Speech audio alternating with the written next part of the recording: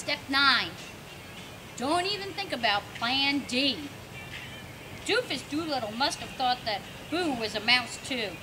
The moment he saw Boo run across the yard, Doofus Doolittle jumped out of Tina's arms and he sprang to the ground and took off after Boo. "Stop, Doofus!" Tina screamed. "Oh no, your cat's gonna get my hamster! Run, Boo, run!" Betty screamed. Suddenly, Gregory's dog, Casey, broke away from him. He turned in Doofus Doolittle's direction and off he went. "Run, Doofus Doolittle, run!" I screamed. "Look out, Boo!" Betty yelled. "Don't let him catch you!" Boo ran in a circle. Doofus Doolittle ran behind him. Casey ran after Doofus Doolittle. Then, Boo ran under the merry-go-round. Doofus Doolittle ran after him. Casey stood waiting for them to come out. Boo ran out and headed under the table. Doofus Doolittle chased after him. Casey followed Doofus Doolittle. Betty dove under the table to rescue him. I ducked under the table to rescue Doofus Doolittle. The table tipped over. Tweety's cage fell on the ground. "Tweety! Tweety!" Tweety screeched. Oh no, screamed Pauline. She ran to pick up the cage just as Snowflake leapt out of Amber's arm. Snowflake landed in a mud puddle near the table. Then she hopped on top of Tweety's cage and began to rattle it with her paws.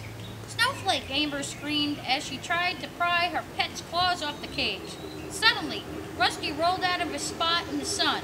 He started to howl as he strolled towards Snowflake. Snowflake jumped back into the mud and then headed up the tree. Everybody's pet was suddenly barking, howling, meowing, squeaking, squawking. Betty and Booker began to wail. Mrs. Green came running out of the house, waving her hands in the air. "What in the world is going on out here?" she yelled. Doofus Doolittle ran to Mrs. Green's garden. Casey chased him. Snowflake screeched and tried to claw her way up the tree. Rusty stood underneath it, howling and growling. Tweety was flying around in the cage trying to get out. Mitch and Matt were squawking in the air. Mrs. Green looked around the backyard. It was a mess. The magazine that Gregory had placed under the table leg was spread out on the ground. Torn papers everywhere. "I think it's time for everyone to go home," said Mrs. Green.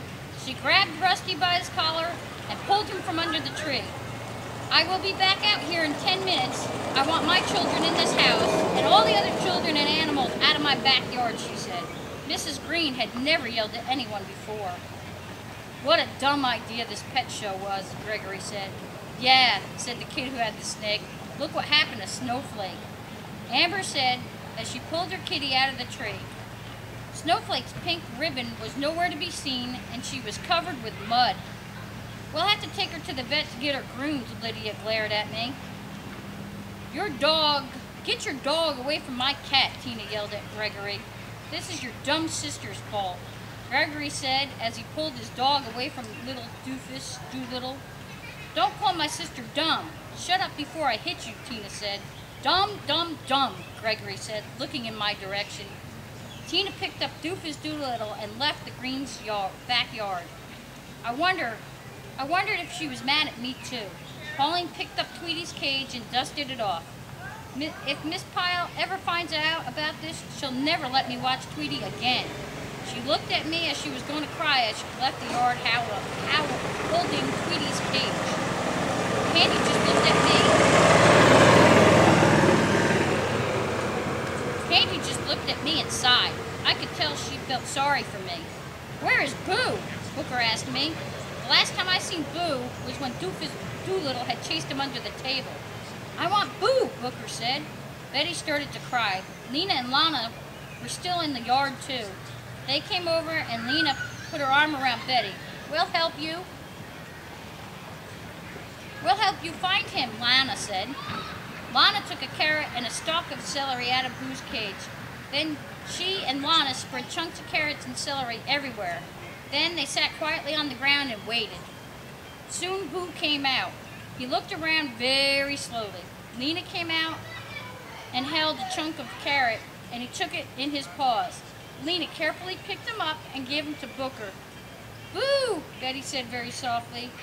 She took him from her brother and gave him a kiss. She put him back in his cage with the other hamsters. They left the Greens' backyard smiling. That made me feel a little bit better. Lena and Lana walked me home. They were the only kids on the block who were talking to me, and the only ones who hadn't had a pet in the pet show. When we got to my house, we sat down on my back porch. I wasn't really ready to face anybody yet. "Cheer up, Willie. It's not your fault," said Lena. "Yes, it is," I said. "Well, you were just trying to earn some money," Lana said. All I could do was sigh. "We're really sorry," Lana and Lena said, both at the same time. Lena dropped her eyes. Lana dropped her eyes too. I had never told them that I had spent the cookie money on them, but I wonder if they had guessed. "We can," Lena started. "Do something to help?" Lana finished the sentence that Lena had started. I thought for a moment. "That's okay," I said. I was glad that they offered to help me, but I wasn't up to any other money-making ideas. After the lemonade stand and the pet show, I didn't think I could take it. When I went inside, Mrs. Cotton was setting the table for dinner. I knew my mother and father would be home soon. I went to my room and closed the door. After a while, Tina came in.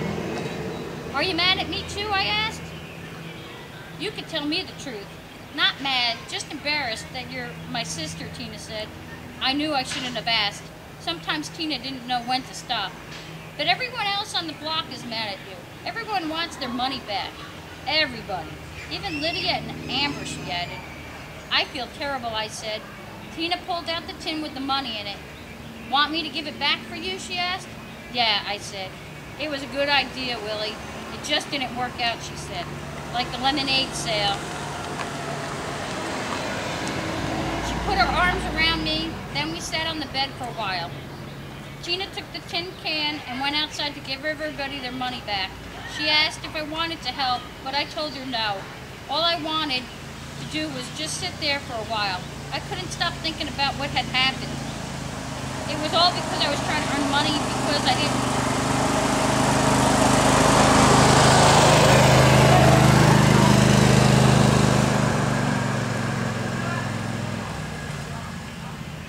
It was all because I was trying to earn some money because I hadn't told the truth about the cookie money. I knew then what I had to do.